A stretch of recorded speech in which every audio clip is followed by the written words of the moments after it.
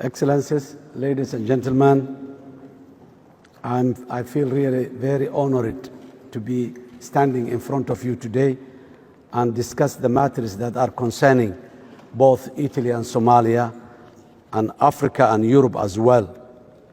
I would say that the matter of Somali-Italian relations are one that is very much valued on our two sides, and this is the basis upon which we can build an even brighter future together. In addition, there are those friends of both Somalia and Italy who have joined us tonight, like ambassadors, diplomats from other missions in Rome, and I also wanted to welcome them warmly in this great hall. As I always say, there is always a room for more friends to join us in our journey of hope, progress and prosperity in Somalia.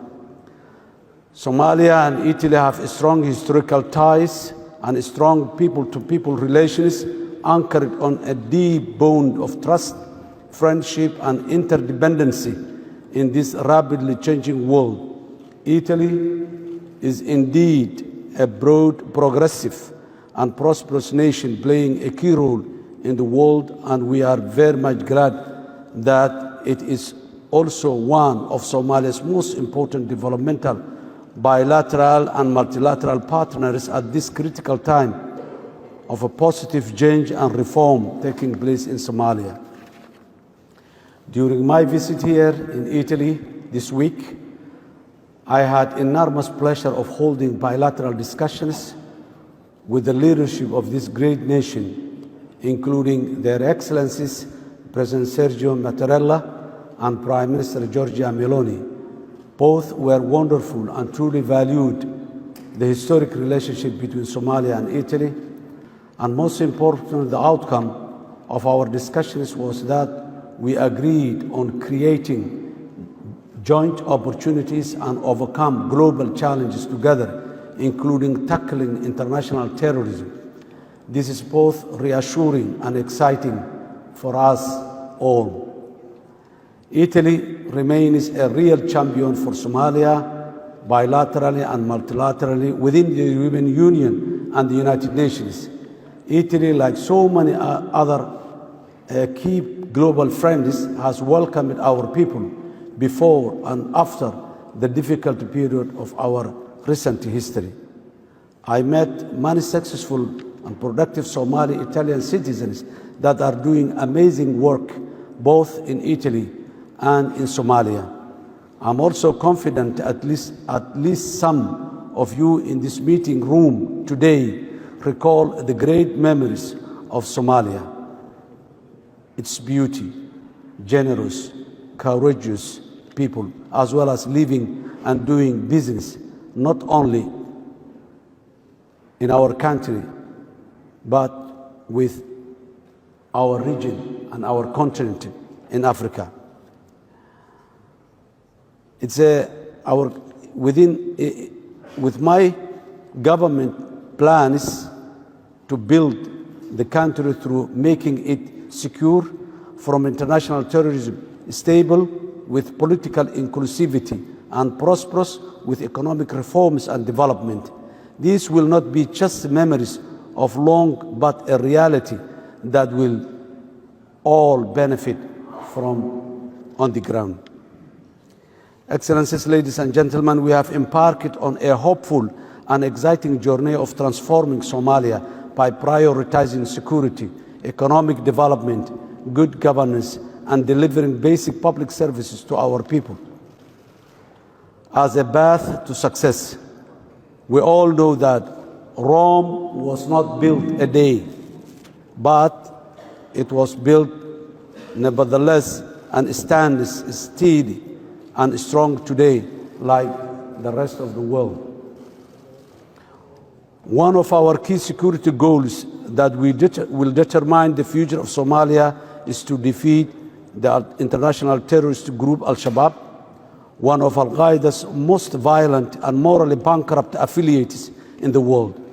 This group has killed, maimed and subjugated the Somali people since their evil inception, and we are now responding bravely as a government and people by saying no more terror and destruction.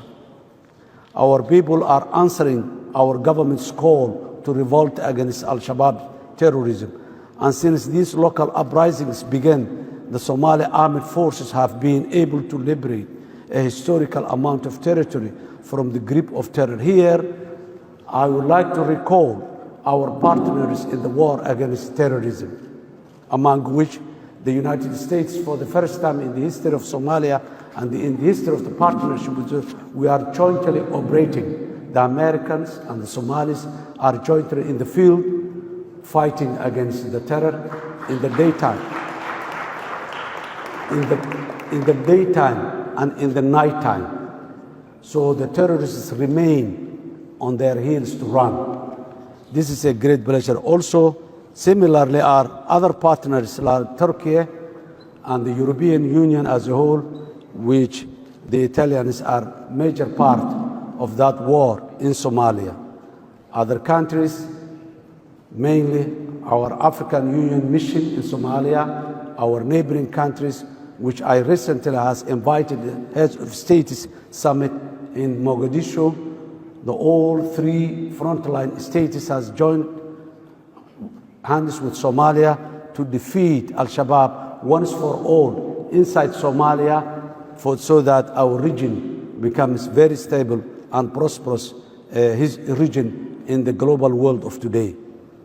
Excellencies, ladies and gentlemen, Italy was among the most prominent investors in Somali major infrastructure in the past, including roads and hospitals, key industries, and human development. It was in the partnership with the Italian government that the Somali National University was established in the 1970s and operated extremely popular and beneficial academic exchange programs with the Italian universities here in Italy. Arguably, this strong constructive partnership contributed enormously to the creation of the Somali professional class that is still serving Somalia today after a long period of elapse. The Italian language was popular and widely spoken, easily to learn as our two people live it with and among each other, while Somali Airlines flew from Mogadishu to Rome as its premier route in Europe. Most of the Somali population support the Italian football teams, Le Azzurri in particular, the Italian national team. In the international meetings, many people still do, and this is a special people-to-people bond that we must re-energize once again. These are not nostalgic memories of the past, but opportunities that I feel can be regained with a purposeful refocus on a further strengthening Somali-Italian cultural, educational, trade, and economic ties alongside security cooperation. Italy has a broad record of innovation-led economic growth and makes it one of the top economies in the world today. Yet, despite the individual efforts of every government, the reality is that our world today is now more than interconnected than ever before. And without enabling productive international economic partnership across the world, both Italy and Somalia will find it difficult to overcome our growth and developmental challenges of the 21st century. Somalia is truly rich in resources, and our potential as a country is untapped yet. Also, Somalia is the gateway to Africa, the Middle East, the Far East. It is a connecting point where economic dreams converge with real global opportunities. It's a meeting point of diverse peoples and cultures. Accordingly, post-Al-Shabaab Somalia has the potential to be among world leaders in the global economic architecture, with competitive opportunities in logistics, agriculture, livestock, fisheries, energy, and the wider emerging blue economy. This provides the best opportunities for Italy's innovative private sector and their vast global network to explore invest, support our industries and people while making strong financial returns. Italian companies need to expand and gain greater global scale like all international businesses in Somalia. And Somalia is a natural home for them, especially as we are so strategically located in the Horn of Africa and are now actively participating in the efforts of economically integrated Horn of Africa as well as the East African community. The message to all Italian investors here in Italy is this: come to invest your second home.